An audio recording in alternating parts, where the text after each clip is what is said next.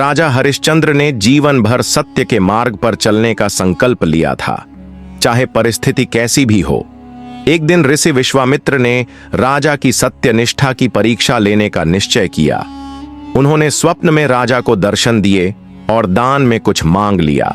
राजा ने स्वप्न में ही सत्य का पालन करते हुए वचन दे दिया कि वे जो भी चाहेंगे उन्हें दान देंगे। अगले दिन ऋषि विश्वामित्र दरबार में आए और कहा, राजन, आपने मुझे स्वप्न में दान देने का वचन दिया था, अब कृपया उसे पूरा करें। राजा ने मुस्कुराते हुए कहा, ऋषिवर, जो मैंने स्वप्न में कहा है वह भी मेरे लिए उतना ही सत्य है। कृपया बताएं, आपको क्या चाहिए? ऋषि ने कहा, मुझे आपका पूरा राज्य चाहिए। राजा हरिश्चंद्र ने बिना किसी हिचकिचाहट के अपना सारा राज्य ऋषि को सौंप दिया और अपने पत्नी तारा और पुत्र रोहिताश्व के साथ जंगल की ओर निकल पड़े। अब उनके पास कुछ भी नहीं बचा था। जीवन यापन के लिए उन्हें कुछ कार्य करना पड़ा।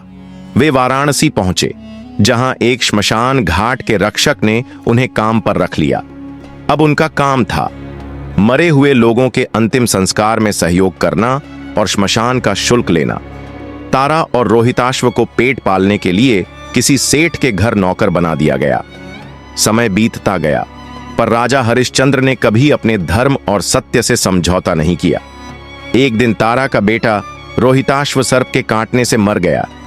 तारा अपने मृत पुत्र को लेकर श्मशान पहुंची और वहीं श्मशान के रक्षक यानी हरिश्चंद्र खड़े थे। वे एक दूसरे को पहचान गए। दोनों की आंखों में आंसू थे, परंतु हरिश्चंद्र ने कहा, मैं यहां राजा नहीं, श्मशान का सेवक हूं। नियम है कि अंतिम संस्कार से पहले शुल्क देना होता है। तारा के पास कुछ भी नहीं था। तब उन्होंने अपने केशों की चोटी काट कर दी और अपने गहने उतार दिए ताकि वे शुल्क चुका सकें। हरिश्चंद्र ने कांपते हाथों से शुल्क लिया और रोहिताश्व का अंतिम संस्कार करने की अनुमति दी। जब यह परीक्षा अपनी चरम सीमा पर पहुंची, तभी ऋषि विश्वामित्र प्रकट हुए।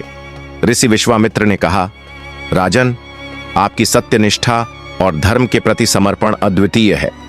यह सब आपकी परीक्षा थी।